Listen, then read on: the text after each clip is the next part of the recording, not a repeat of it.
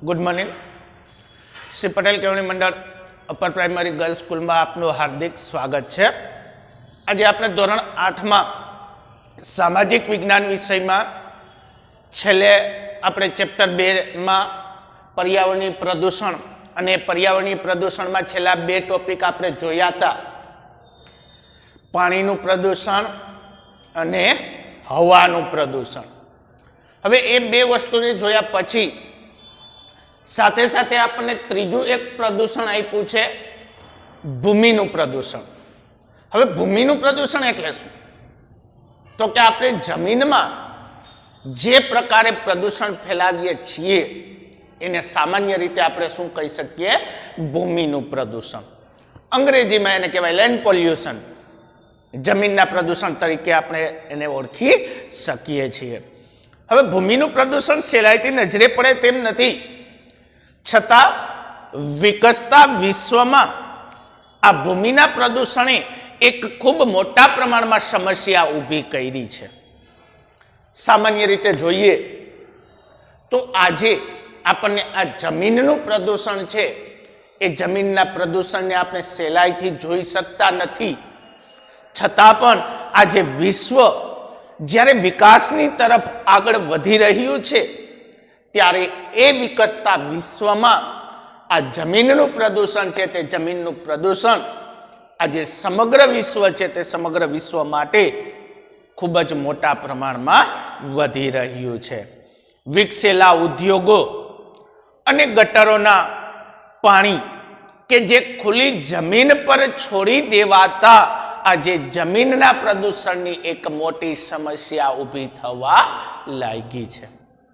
उद्योगोनो विकास थयो छे अने ए उद्योगोना विकासनी साथे साथे शहेरोमां रहेली जे गटरो छे ए गटरोना पाणी, उद्योगोमांथी निकळता पाणी, उद्योगोमांथी निकळतो कचरो, आ बधी वस्तुनो आपणे खुली जमीन छे ते खुली जमीन उपर निकाल करीए छीए अने ज्यारे आ बधी वस्तु खुली जमीन उपर निकाल करवामां आवे छे त्यारे ए जमीनना प्रदूषणनी एक मोटी समस्या छे ते जमीनना प्रदूषणनी एक मोटी समस्या ऊभी करे छे। कारखाना उद्योगो ने कारखानावाळा तेमने जरूर होय एमना करता वधारे जमीन प्राप्त करे छे, जे एमना केवा के भविष्यमां कदाच अमारो उद्योग विकास करे तो ए जमीन काम आवे। बात करो कि आपणे कोई सामान्य एवो उद्योग शुरू कर्यो छे। हवे आपणे जे सामान्य एवो उद्योग शुरू कर्यो छे पण ए उद्योगने शुरू करवा माटे आपणे जेटली जमीन जोईए छीए एटली जमीन तो आपणी पासे छे ज, छतां आपणे वधारानी जमीन आपणी पासे राखीए छीए। शुं काम एवुं थाय छे? ए उद्योगोवाळाने पण एवुं पूछवामां आव्युं के शा माटे तमे आवुं करो छो? तमारे जरे उद्योग चालू करवो छे तो ए उद्योगने चालू करवा माटे तमारे जेटली जमीन जोईए छीए एटली जमीन तो तमारी पासे छे, तो शा माटे तमे वधारानी जमीन तमारी पासे राखो छो? एवो प्रश्न उद्योगवाळा लोकोने करवामां आव्यो। तो ए लोकोनो जवाब शुं हतो?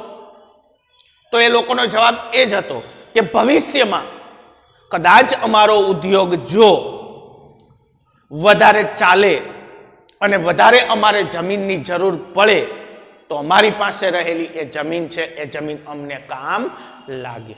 विचारो त्यां सुधी तो ए जमीन પડતર पड़ी रही छे। हवे त्यां सुधी ए जमीन एमनेम પડતર पड़ी रही छे तो ए जमीन छे ते जमीननुं एक प्रदूषण फैलावानी शक्यता छे। एने अत्यारे तो जरूरियात ज नथी, अत्यारे जेटली जरूर छे एटली जरूर जमीन उपर तो ए लोकोए उद्योग शरू कर दीधो छे, पण बाकी जे नकामी एमनी पासे जमीन पड़ी रही छे ए जमीन छे ते जमीन एक प्रदूषण माटेनी मोटी समस्या छे ते समस्या ऊभी करे छे। અને આજે ઉદ્યોગોનો દિવસે ને દિવસે વિકાસ થાય છે પણ એ ઉદ્યોગો કેવી જમીન ઉપર સ્થાપવામાં આવે છે તો કે જ્યાં સારી ખેતી થઈ શકે છે એવી જમીનો ઉપર આજે ઉદ્યોગો શરૂ કરવામાં આવ્યા છે, એ પણ એક જમીનના પ્રદૂષણની મોટી સમસ્યા સર્જે છે। જે નકામી પડતર જમીન હોય કે જ્યાં ખેતી ન થઈ શકતી હોય એવી જમીનો ઉપર ઉદ્યોગો સ્થાપવામાં આવે તો એ જમીનના પ્રદૂષણની સમસ્યા ઊભું કરતું નથી, પણ આજે સારી ખેતી થઈ શકે એવી જમીનો ઉપર ઉદ્યોગો શરૂ કરવામાં આવ્યા છે એ જમીનને નુકસાન પહોંચાડવાનું કામ કરે છે। ઉદ્યોગોમાંથી નીકળતો નકામો ઘન કચરો કે જે જમીનમાં નાખી રાખવામાં આવે છે એ પણ જમીનના પ્રદૂષણની એક મોટી સમસ્યા ઊભી કરે છે. અને સાથે સાથે આ જે વધી રહેલું જે પોલિથીન એટલે કે પ્લાસ્ટિકનો ઉપયોગ એ પણ એક જમીનના પ્રદૂષણની એક મોટામાં મોટી સમસ્યા ઊભી કરે છે. હવે એ પ્લાસ્ટિકનો દિવસે ને દિવસે આપણે વધારે ને વધારે પ્રમાણમાં ઉપયોગ કરીએ છીએ. કોઈ વસ્તુ લેવા જઈએ છીએ તો પણ એક પ્લાસ્ટિકનું જબલું આપણા ભેગું હોય છે. હવે એ વસ્તુનો આપણે ઉપયોગ કર્યા પછી આપણે એનો યોગ્ય જગ્યાએ નિકાલ કરતા નથી. આ એક મોટી સમસ્યા છે. એનો ઉપયોગ કરી લીધો, આપણે જરૂરિયાત હતી એ જરૂરિયાતને પૂરી કરી લીધી, પણ એ જરૂરિયાત પૂરી કર્યા પછી આપણે એનો યોગ્ય જગ્યાએ નિકાલ કરતા નથી. ગમે ત્યાં જમીન ઉપર ફેંકી દઈએ છીએ. હવે એ જ પ્લાસ્ટિક છે તે પ્લાસ્ટિક વર્ષો સુધી જમીનમાં એમનેમ પડ્યું રહે છે. એમના ઉપર ગમે એટલી માટી આવી જાય એ માટીની નીચે દબાઈ જાય છે, પણ એ પ્લાસ્ટિક છે તે પ્લાસ્ટિક સડતું પણ નથી અને જમીનની સાથે ભળતું પણ નથી અને જમીનના પ્રદૂષણની એક મોટામાં મોટી સમસ્યા ઊભી કરે છે. શહેરી કચરો, ખોખા હોય, પ્લાસ્ટિકની વસ્તુ હોય અથવા તો જુદી જુદી ગમે એવી ચીજ વસ્તુઓ હોય, હવે એ શહેરમાંથી નીકળતો નકામો કચરો આપણે મન પડે ત્યાં ફેંકી આવીએ છીએ.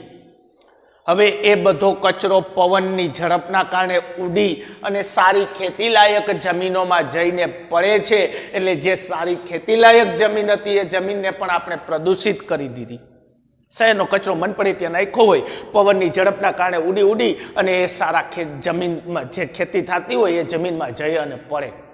હવે એ જમીન તો સારી હતી, એમાં તો ખેતી થતી હતી, પણ આ બધા નકામા કચરા એની સાથે ભળી જાય ત્યારે એ જમીન છે તે જમીન પણ દૂષિત થઈ જાય છે.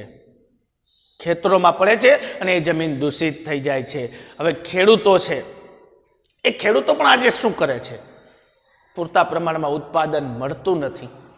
હવે પૂરતા પ્રમાણમાં ઉત્પાદન પ્રાપ્ત નથી થતું એટલે એ જ ખેડૂતો છે તે ખેડૂતો પોતાની જમીનોમાં વધારે ને વધારે પ્રમાણમાં રાસાયણિક ખાતરો અને જંતુનાશક દવાઓનો ઉપયોગ કરે છે.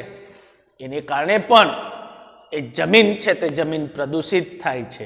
વધારે ને વધારે ઉત્પાદન પ્રાપ્ત કરવાની પાછળ એ ખેડૂતો વધારે ને વધારે રાસાયણિક ખાતરોનો ઉપયોગ કરે છે, વધારે ને વધારે જંતુનાશક દવાઓનો ઉપયોગ કરે છે. એ પણ જમીનને બગાડવાનું કાર્ય કરે છે, જમીનને પ્રદૂષિત કરવાનું કાર્ય કરે છે અને સાથે સાથે આપણું જે પર્યાવરણ છે એ પર્યાવરણને પણ નુકસાન કરવાનું કાર્ય કરે છે. આજે ઉદ્યોગોના અને ગટરોના પાણીનો ઉપયોગ ઉપજાઉ જમીનમાં થવાથી તેમાંથી પાકતા અનાજ શાકભાજી પણ દૂષિત હોય છે અને એ જ અનાજ અને શાકભાજીનો ખોરાકમાં ઉપયોગ કરીએ છીએ ત્યારે ક્ષય અને હાડકાના રોગોનું પ્રમાણ છે તે પ્રમાણ દિવસે ને દિવસે વધતું જાય છે. ઉદ્યોગોમાંથી નીકળતું નકામું પાણી, ગટરોના પાણી કે એ પાણી છે તે પાણી પ્રદૂષિત છે અને એ પ્રદૂષિત પાણી છે તે પાણીનો ઉપયોગ આપણે ક્યાં કરીએ છીએ? તો કે ખેતરોમાં ઉગાડેલા પાકને પીવડાવવા માટે. હવે ખેતરોમાં ઉગાડેલા પાકને પીવડાવવા માટે એ પાણી વાપરીએ છીએ તો એ પાણી તો પ્રદૂષિત હતું. હવે પાકને પીવડાવ્યું એમાંથી તૈયાર થયેલો પાક પણ પ્રદૂષિત હોય અને એ જ પાક અને એ જ અનાજનો આપણે ખોરાકમાં ઉપયોગ કરીએ. જ્યારે પ્રદૂષિત પાણીથી તૈયાર થયેલું પાક અને અનાજ એ પણ પ્રદૂષકોથી ભરપૂર હોય અને એનો આપણે ખોરાકમાં ઉપયોગ કરીએ ત્યારે આપણા શરીરમાં ક્ષય અને હાડકાના રોગોનું પ્રમાણ છે તે પ્રમાણ દિવસે ને દિવસે શું થતું જાય છે? વધતું જાય છે. આજે જે ખેતીલાયક જમીનો છે એ જમીનોનું પ્રમાણ ધીમે ધીમે ઘટવા લાગ્યું છે. ભવિષ્યમાં અનાજની તંગી સર્જાવાની પણ શક્યતા છે. શું કામ? તો કે સારી ખેતીલાયક જમીન આપણે રહેવા નથી દીધી. એમાંથી તૈયાર થતું અનાજ છે એ અનાજને આપણે ધીમે ધીમે ઓછું કરવા માંડ્યા છીએ. એટલે ભવિષ્યમાં કદાચ અનાજ છે તે અનાજની પણ તંગી સર્જાવાની શક્યતાઓ જોવા મળી રહી છે. જમીનમાં ઉમેરાતા પ્લાસ્ટિક અને કારખાનાઓના પાણી સૂક્ષ્મ જીવાણુઓ માટે નુકસાનકારક છે. ઉદ્યોગોનો ઘન કચરો સૂક્ષ્માણુઓ માટે ઘાતક બની ગયો છે. એ જીવાણુઓ જમીનને ઉપજાઉ બનાવે છે, પરંતુ તેમના નાશને કારણે આ જે જમીન છે તે જમીન બિન ઉપજાઉ બની ગઈ છે.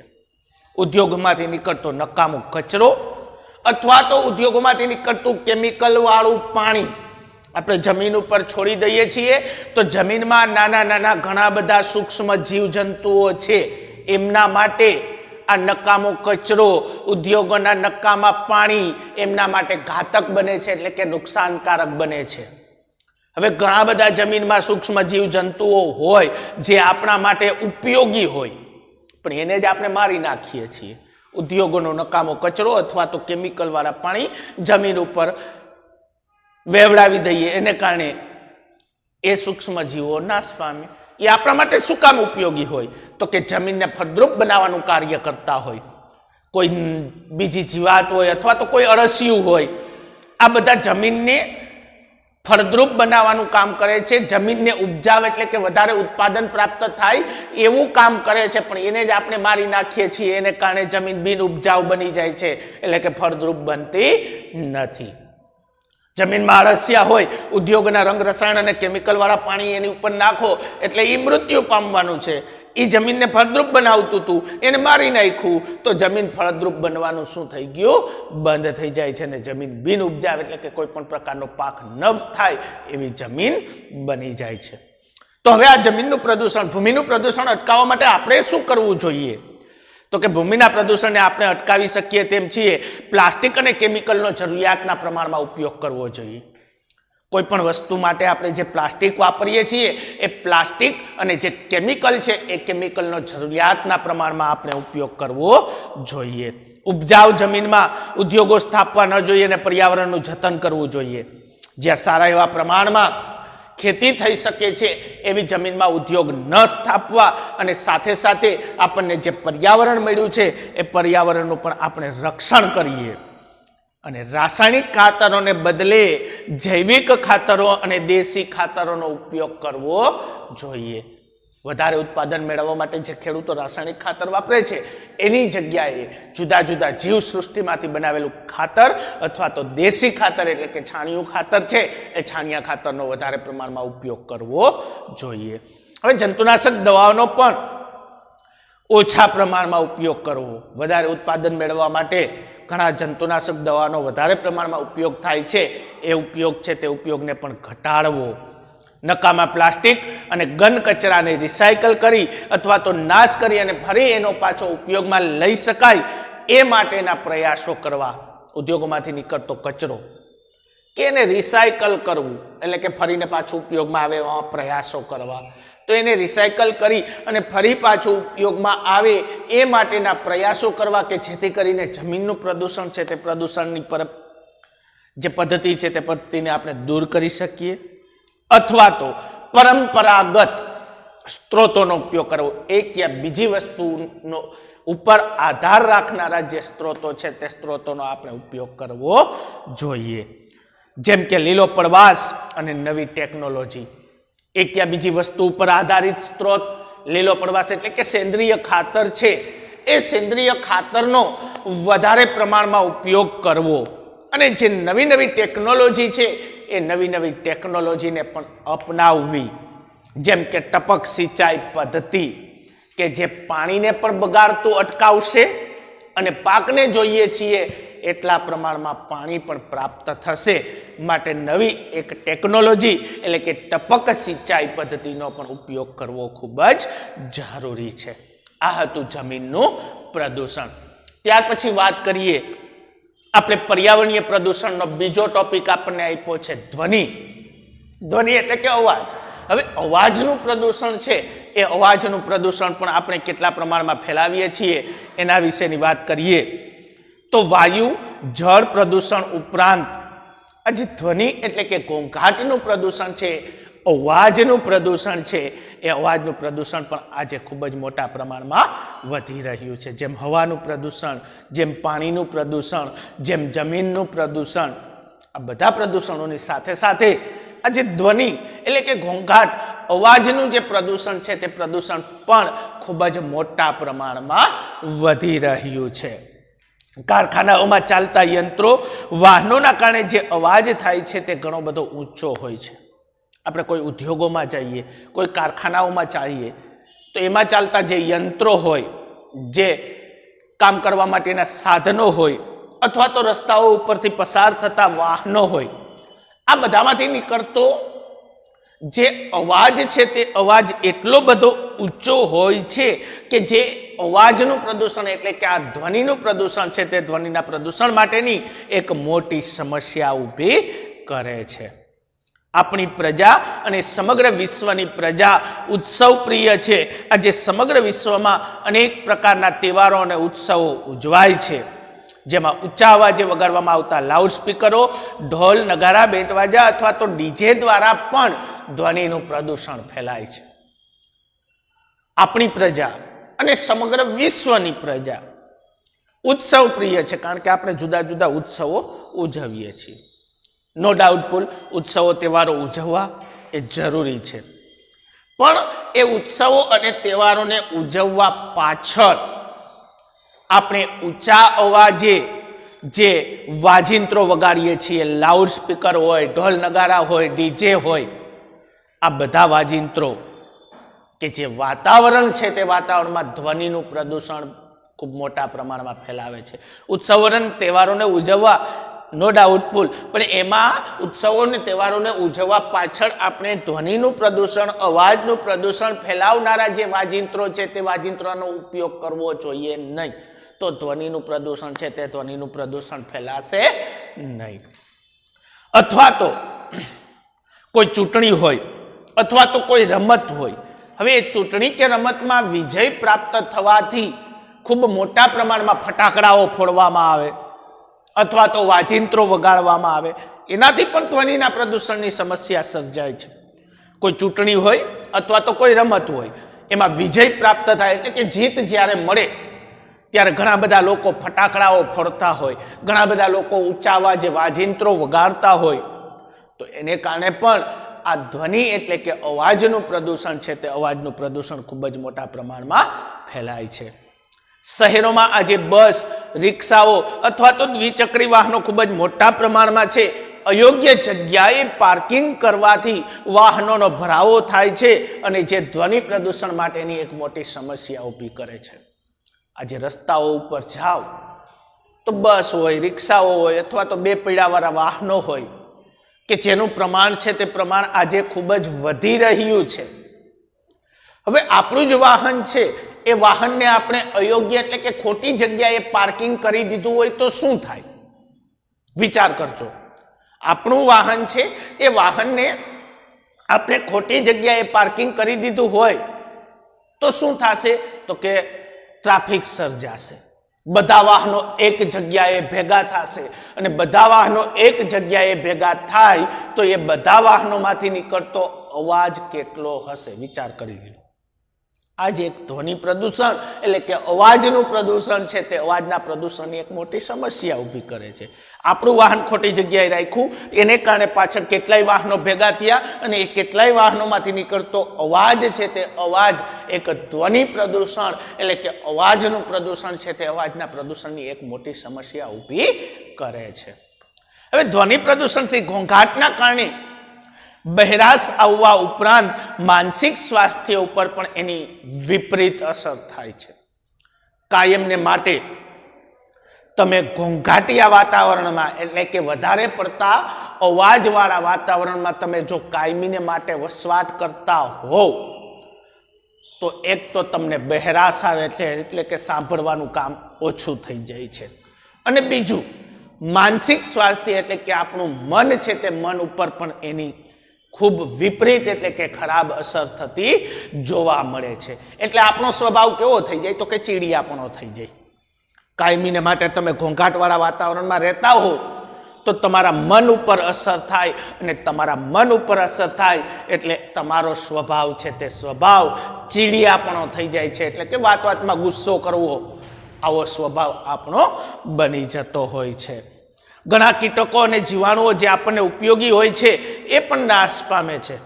વાતાવરણમાં ઘણા બધા કીટકો હોય, ઘણા બધા જીવાણુઓ હોય કે જે આપણા માટે ઉપયોગી હોય, પણ વધારે પડતા ધ્વનિના, વધારે પડતા અવાજના પ્રદૂષણને કારણે એ કીટકો અને જીવજંતુઓ છે તે જીવજંતુઓ પણ વાતાવરણમાંથી નાશ પામે છે. હોસ્પિટલ, શાળા કે દવાખાના પાસે નો હોર્ન અથવા તો સાયલેન્સ પ્લીઝ જેવા ચિહ્નો આપણે મૂકવા પડે છે, જે ખરેખર ધ્વનિ પ્રદૂષણની મારકતા દર્શાવે છે. કોઈ હોસ્પિટલ હોય, કોઈ શાળા હોય અથવા તો કોઈ દવાખાનાઓ હોય, ત્યાં ખાસ કરીને બોર્ડ માર્યા હોય નો હોર્ન અથવા તો સાયલેન્સ પ્લીઝ. આપણે ત્યાં જઈને જ હોર્ન વગાડીએ, એવા આપણે હોશિયાર છીએ, બરાબર ને? હા, તો આપણે ત્યાં નો હોર્ન અથવા તો સાયલેન્સ પ્લીઝ એવા ચિહ્નો મૂક્યા હોય છે. તો એ ચિહ્નો જ એ બતાવે છે કે એ વિસ્તારમાં કેટલાય પ્રમાણમાં ધ્વનિનું પ્રદૂષણ ફેલાયેલું હશે. વિચાર કરી લો, શું કામ એવા ચિહ્નો મૂકવા પડે? આપણે ખબર નથી કે અહીંયા શાળા છે, આપણે ખબર નથી કે અહીંયા હોસ્પિટલ છે, તો શા માટે આવા ચિહ્નો મૂકવા પડે છે? અને એ ચિહ્નોને જોયા પછી આપણને ખબર પડી જાય કે ખરેખર એ વિસ્તાર છે, તે વિસ્તારમાં કેટલાય પ્રમાણમાં ધ્વનિનું પ્રદૂષણ ફેલાયેલું હશે. હવે ધ્વનિનું પ્રદૂષણ અટકાવવા માટે એક નાગરિક તરીકે આપણે શું કરવું જોઈએ? તો કે ધ્વનિનું પ્રદૂષણ છે એ ધ્વનિનું પ્રદૂષણ અટકાવવા માટે એક નાગરિક તરીકે જો આપણે જ સમજશું તો આ પ્રદૂષણ છે તે પ્રદૂષણને કદાચ આપણે અટકાવી શકશું. કારણ કે ધ્વનિનું પ્રદૂષણ આપણા જેવા મનુષ્ય સિવાય બીજા કોઈ વ્યક્તિ દ્વારા નથી ફેલાતું, એટલે આપણે જ સમજી જઈએ એ જ એમનો ઉપાય છે. ઉત્સવો, પ્રસંગો કે તહેવારો દરમિયાન ઊંચા અવાજે વગાડવામાં આવતા લાઉડ સ્પીકરો, વાજિંત્રો વગાડવા ન જોઈએ અથવા તો ફટાકડા ન ફોડવા જોઈએ. આ એક એનો પહેલો ઉપાય છે કે કોઈ તહેવારો પ્રસંગો ઉજવીએ છીએ તો એ તહેવારો અને પ્રસંગો દરમિયાન ઊંચા અવાજ કરવાવાળા જે વાજિંત્રો છે તે વાજિંત્રોનો ઉપયોગ ન કરવો જોઈએ અને ફટાકડા ન ફોડવા જોઈએ. હવે બીજો એક ઉપાય આપણને આપ્યો છે કે આપણી પાસે રહેલું વાહન કે જે યોગ્ય સમયે સર્વિસ કરાવવું અને પીયુસીના નિયમોને ખૂબ કડક બનાવવા. જો આપણું વાહન યોગ્ય સમયે સર્વિસ નહીં કરાવીએ તો આપણા વાહનમાંથી નીકળતો અવાજ ઊંચો હશે અને એ પણ વાતાવરણમાં ધ્વનિ પ્રદૂષણની એક મોટી સમસ્યા ઊભી કરે છે. આગળ વાત કરી હતી PUC, pollution under control certificate. તમારું વાહન વાતાવરણમાં કેટલા પ્રમાણમાં ધ્વનિ અને વાયુનું પ્રદૂષણ ફેલાવે છે એના માટેનું આ સર્ટિફિકેટ છે. PUC, pollution under control certificate, કે જેમના નિયમો પણ ખૂબ જ કડક બનાવવા જરૂરી છે. વસ્તી ગીતતા નિયંત્રણમાં રાખવી, વધારે લોકો એક જગ્યાએ ભેગા ન થાય એ માટેના પ્રયાસો કરવા પણ ખૂબ જ જરૂરી છે. ઉદ્યોગોએ અવાજને નિયંત્રિત કરવા માટે વનીકરણ કરવું જોઈએ. કોઈ ઉદ્યોગ હોય, હવે એ ઉદ્યોગમાંથી નીકળતો જે અવાજ છે એ અવાજને દૂર દૂર સુધી ફેલાતો અટકાવવા માટે શું કરવું જોઈએ? તો કે પોતાના ઉદ્યોગની ફરતે વૃક્ષો વાવવા જોઈએ કે વૃક્ષો છે તે વૃક્ષો અવાજને ત્યાં ને ત્યાં રોકી રાખશે અને દૂર દૂર ફેલાતો અટકાવી શકશે. વાહનોના અવર જવરને ઘટાડવા, રસ્તાઓની આજુબાજુ વૃક્ષો ઉગાડવા અને રસ્તાઓ પહોળા બનાવવા કે જેથી ટ્રાફિકની સમસ્યાને પણ દૂર કરી શકાય. તમે કોઈ રસ્તા ઉપરથી પસાર થજો તો રસ્તા ઉપરથી તમે જ્યારે પસાર થાવ છો ત્યારે એની બે સાઈડમાં વૃક્ષો વાવેલા હોય.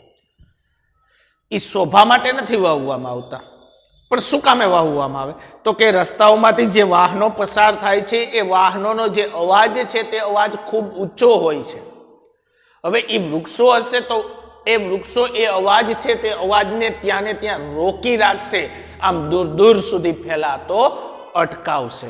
માટે રસ્તાઓની બંને સાઈડમાં વૃક્ષો વાવવા અને વધારે પડતો ટ્રાફિક ક્યાંય ન સર્જાય એના માટે રસ્તાઓને પહોળા બનાવવા, અથવા તો કોઈ રસ્તા પહોળા બની શકે એમ ન હોય અને ત્યાં ટ્રાફિકની સમસ્યા સર્જાતી હોય તો ત્યાં વન વે એટલે કે આવક અને જાવક બંને માટેના રસ્તાઓ અલગ કરવા કે જેથી કરીને વાહનો ભેગા ન થાય અને જેથી કરીને વાતાવરણમાં આપણે આ ધ્વનિનું પ્રદૂષણ છે તે ધ્વનિના પ્રદૂષણને અટકાવી શકીએ. આપણી સમય સૂચકતા અને સમજદારી જ આપણને આ પ્રદૂષણથી બચાવશે. જો આપણે જ સમય પ્રમાણે કામ કરશું અથવા તો આપણે જ સમજદારી એટલે કે કાળજી લેશું તો કદાચ આ ધ્વનિ પ્રદૂષણ છે તે ધ્વનિ પ્રદૂષણથી આપણે બચી શકશું. ત્યાર પછી આપણને નીચે આપ્યું છે કે પાણી કેટલું અમૂલ્ય છે એ આપણને સૌને સમજાય છે, છતાં પણ મિનરલ વોટર ખરીદતી વખતે આપણે એ બાબતને ગંભીરતાથી લેતા નથી. આપણે ખબર જ છે કે આપણું જીવન જીવવા માટે પાણી છે તે પાણી કેટલું કિંમતી છે, કેટલું અમૂલ્ય છે એ આપણે સૌ સમજીએ છીએ. છતાં પણ જ્યારે આપણે મિનરલ વોટરની ખરીદી કરીએ છીએ ત્યારે પણ આપણે આ પાણીની કિંમત શું છે એ બાબતનો ક્યારેય ગંભીર વિચાર કર્યો નથી. શું કામે મિનરલ વોટર ખરીદવું પડે છે અને એ જ પાણીને પાછળ આપણે કેટલી કિંમત ચૂકવવી પડે છે એવો ગંભીર વિચાર ક્યારેય આપણે કર્યો નથી. સવાલ માત્ર પાણીનો જ નથી.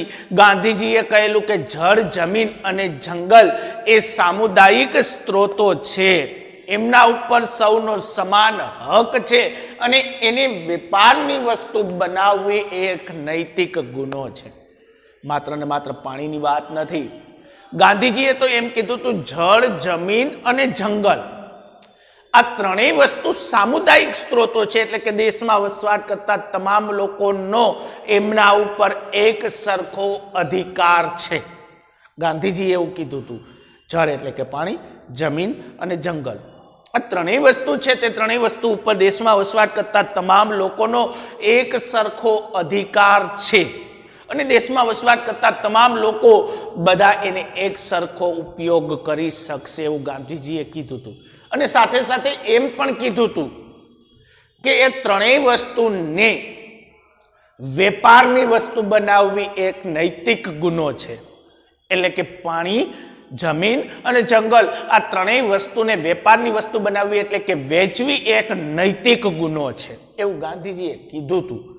પણ આજે આપણે એ ત્રણેય વસ્તુને વેચવા લાગ્યા છીએ. પાણીને વેચીએ છીએ, જમીનને વેચીએ છીએ અને જંગલમાંથી મળતું જે લાકડું છે એટલે કે જંગલને પણ આપણે વેચીએ છીએ. આ ત્રણેય વસ્તુને આપણે આજે વેચવા લાગ્યા. ગાંધીજીએ તો એમ કીધું હતું કે સામુદાયિક છે, બધાનો એમના ઉપર સરખો અધિકાર છે, છતાં પણ આજે આપણે એ ત્રણેય વસ્તુને વેપારની વસ્તુ બનાવી દીધી છે. નૈતિક ગુનો હતો છતાં પણ આજે આપણે એને વેપારની વસ્તુ બનાવી દીધી છે. માનવ નિર્મિત સમસ્યાઓમાં આજે પાણીનું પ્રદૂષણ છે તે પાણીનું પ્રદૂષણ અગ્રસ્થાને છે. એનો ઉત્તર શોધવો એ એક સહિયારી સામૂહિક જનચેતનાની જવાબદારી બની ગઈ છે. મનુષ્ય દ્વારા ફેલાતા બધા પ્રદૂષણો છે એ બધા પ્રદૂષણોમાંથી પાણીનું પ્રદૂષણ છે તે પાણીનું પ્રદૂષણ અગ્રસ્થાને છે, આગળ પડતું છે. શું કામે એ પ્રશ્નનો જવાબ શોધવો એ દેશમાં વસવાટ કરતા તમામ લોકો છે તે તમામ લોકોની એક સરખી અને એક સહિયારી જવાબદારી બની ચૂકી છે કે શું કામે પાણીનું પ્રદૂષણ અગ્રસ્થાને છે. આપણે જ ફેલાયું છે એટલે બીજો કોઈ પ્રશ્નનો જવાબ નથી. આજે પ્રદૂષણ માટે તમામ લોકોએ પોતાની જવાબદારી સમજી તેને સ્વચ્છ, સુંદર અને તંદુરસ્ત બનાવવા માટેના ઉપાયો કરવા જરૂરી બનશે. દેશમાં વધી રહેલું જે પ્રદૂષણ છે એ પ્રદૂષણને અટકાવવા માટે દેશમાં વસવાટ કરતો દરેક વ્યક્તિ છે તે દરેક વ્યક્તિએ એમ સમજવું જોશે કે મારી પોતાની જવાબદારી છે. એમ સમજી અને એ પ્રદૂષણ છે તે પ્રદૂષણને દૂર કરવા માટે, સ્વચ્છ રાખવા માટે, તંદુરસ્ત રાખવા માટે દેશમાં વસવાટ કરતો દરેક વ્યક્તિ છે તે દરેક વ્યક્તિએ એમના માટેના પ્રયાસો કરવા ખૂબ જ જરૂરી બની ચૂકશે. તો જ આપણે આ પ્રદૂષણ છે તે પ્રદૂષણથી કદાચ બચી શકશું. અહીંયા આપણું ચેપ્ટર 2 પૂર્ણ થાય છે. હવે ટેક્સ્ટબુકમાં આપેલું જે સ્વાધ્યાય છે એ સ્વાધ્યાય તમારે HW બુકમાં કરવાનું રહેશે અને એની સ્વાધ્યાય પોથી આપને PDF મોકલી આપવામાં આવશે. આભાર.